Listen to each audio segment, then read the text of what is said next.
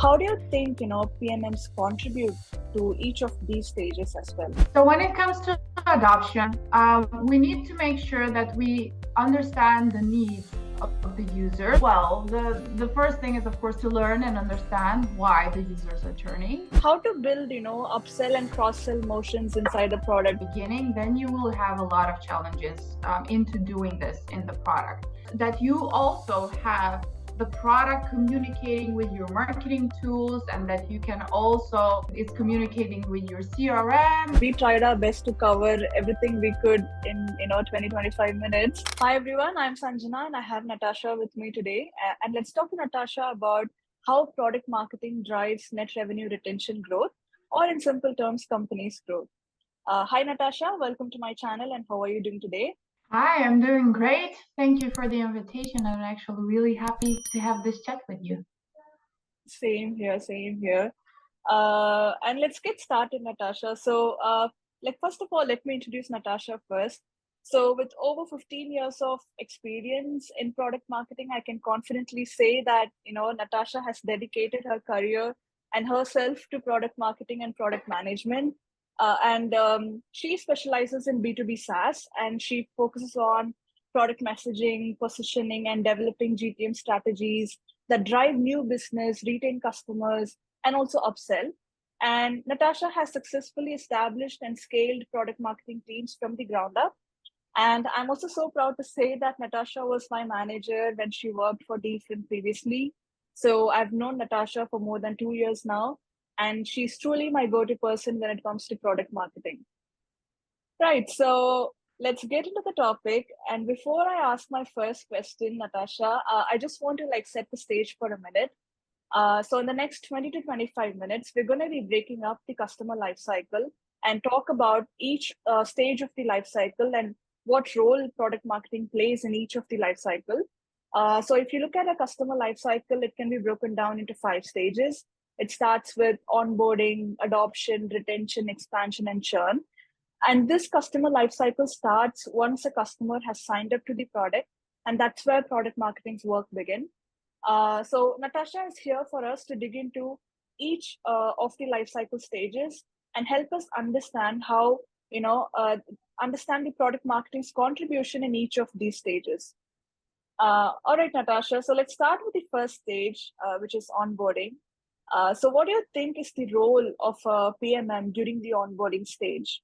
Well, I would say that the first role is, one of the natural ones, where we are all consulted about the messaging during the onboarding, and we need to make sure that wherever the new users are coming from, the messaging needs to stay consistent across all of the channels. But aside from that, we also need to make sure that we gather all of the information during the onboarding from the users that can help us do marketing in the future. So that means that we need to gather maybe roles, maybe important integrations that are relevant to our product, and so on, in order to be able to build future segments. And this information we will further use for adoption, for retention, for expansion, and so on and so on. Amazing. And let's also talk about the rest of the life cycle, adoption, retention, and churn prevention. So how do you think, PMMs contribute to each of these stages as well? So when it comes to adoption, we need to make sure that we understand the needs of the users. This is the thing that we're actually doing in the onboarding process, to understand what the goals that they want to achieve, and then what are their basic needs when using our product. And that means just one thing before we go. So when it comes to onboarding, so do you mean like the sign up flow? I mean the sign up flow, yes. Yeah, okay. Cool. Yes. So that's basically, let's say, the information gathering part, to make sure that we have everything that we need, and then we further use it in the rest of the stages.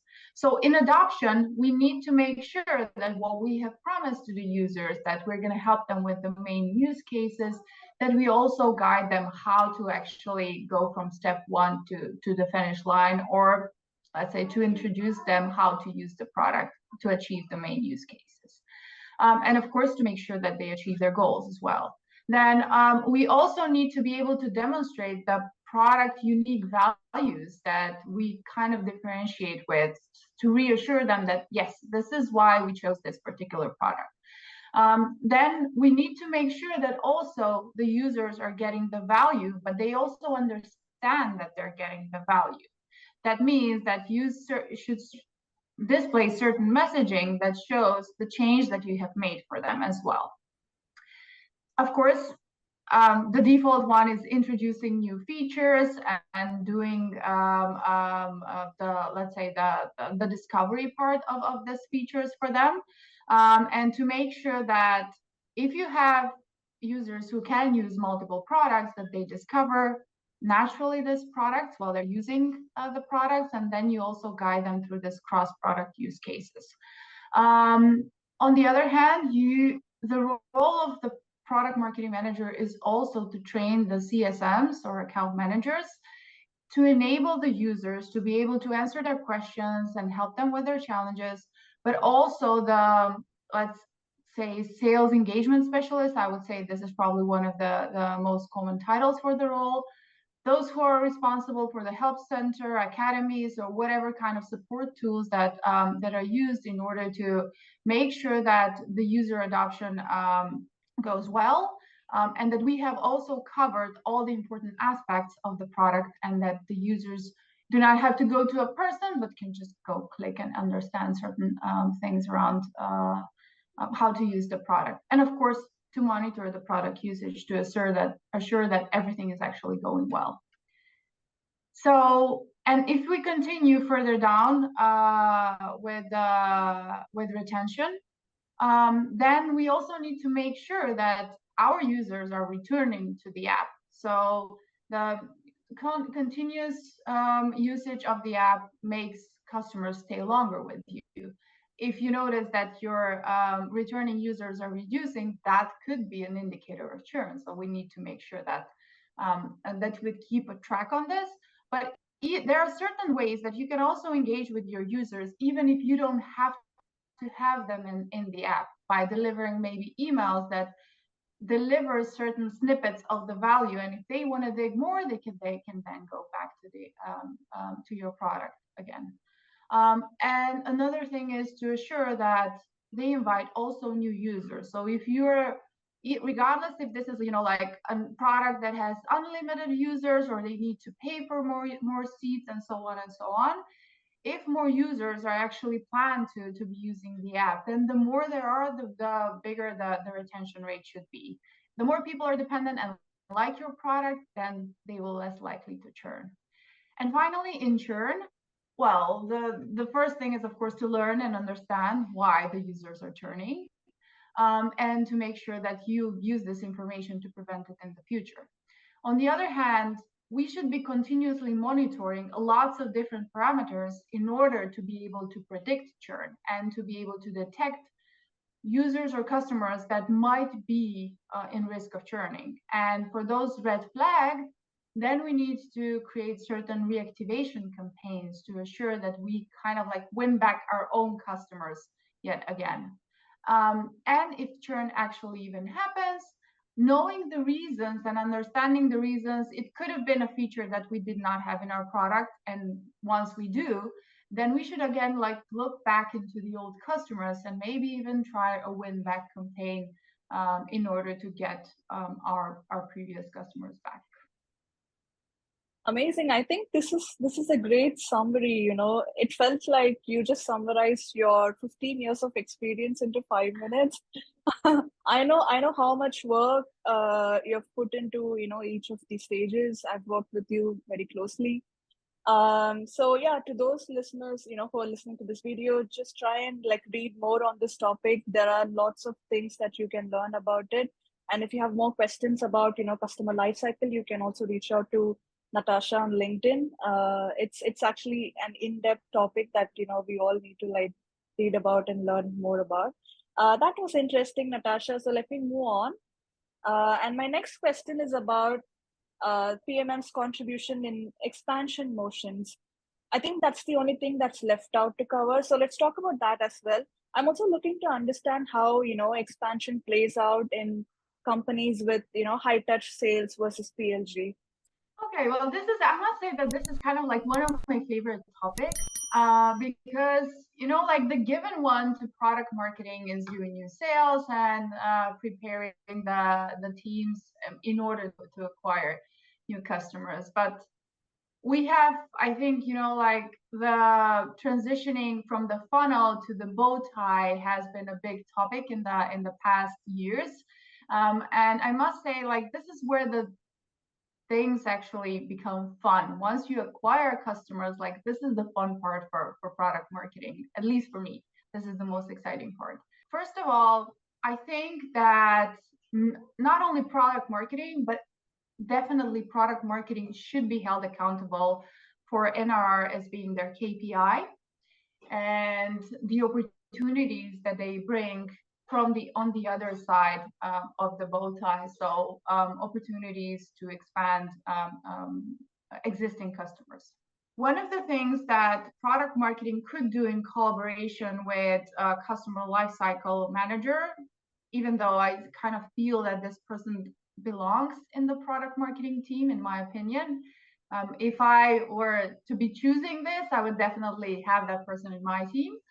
And I believe that they should build expansion journeys from the moment when they get a new customer. So they should be building this kind of journeys, let's say starting from product X, and then after they adopt the product, get the value, then you're ready to expand them to product Y. And that means that you should not be like thinking this through for every customers, but you need to build segments. And then you can also build automations, which means that you can build, let's say, pop-ups and whatever kind of tools you want to use inside your product in order to guide them through this journey. And also email campaigns to further guide them into what they need into achieving greater goals from what they sign up, maybe. So that's one thing. And same as new sales, just the people that you're working with are slightly different. You need to enable your customer success managers or key account managers with the collaterals that they need to use in order to guide the users towards upsells. You need to create, of course, you need to create the materials, and you need to train the teams in order to do that.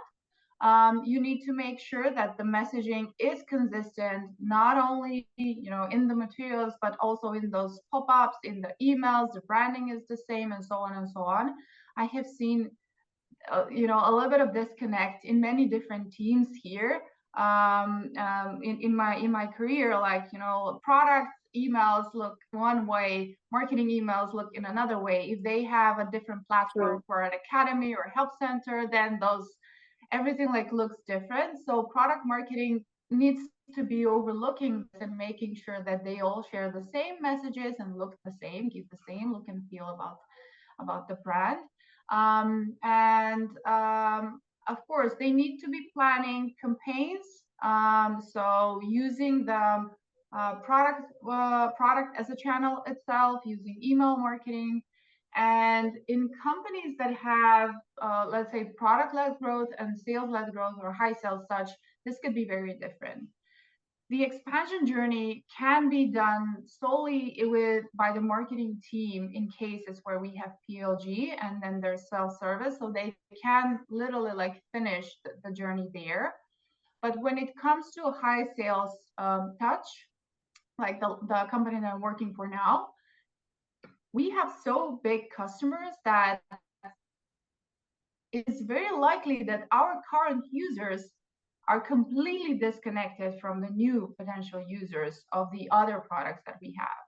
And doing this journey from one product to another, it is possible, but it's even important that you still build a new sales journey to get to this team. So your product has passed the IP checks, the legal checks, all of the secondary personas in the buying journey, but your decision makers may not have even heard of you. that means you need to keep building this in both ways. One is doing the outbound paid marketing, ABM, targeting this account, but the new buyer personas, and then to make sure that if there are any users that have touch points with these people, that they're also informed about these opportunities, and then once they actually share opinions, they both have a bit of education around the product, and that would potentially speed up the process, or at least give you a few votes in the buying decision. And of course, we always have to measure the results and do the improvements based on the learnings that we gain here. Amazing again with your answer. So just one last question before I let you go. How to build, upsell and cross-sell motions inside the product? I know that, a major part of your work every day involves, strategizing this. You're managing like 12 products, right? So I think, this is an apt question for you, and I think my audience could benefit from your answer here. So here, I would like to say that everything starts with the onboarding. If you don't do your preparation for the onboarding in the beginning, then you will have a lot of challenges into doing this in the product. That means that you need to make sure you have the data to build the segments, so you know your users, then you understand their goals and needs in order to build the journeys, but that you also have the product communicating with your marketing tools, and that you can also it's communicating with your CRM, so you can do, let's say, attributes, they can sign up or sign out for communication, and so on and so on. So like, first, it's really doing this technical preparation, which goes along with the product team, and then of course you're building the journeys, you're using the product as a marketing channel, but not just the product. Like, the product can send emails, not only pop-ups or whatever, like tooltips that you want to use there, and you can build your in-product messaging in different ways, and you can use different tactics. Like, you can use labeled features, like, this is a premium feature or a paid feature, this is a free feature, depending what your product is like.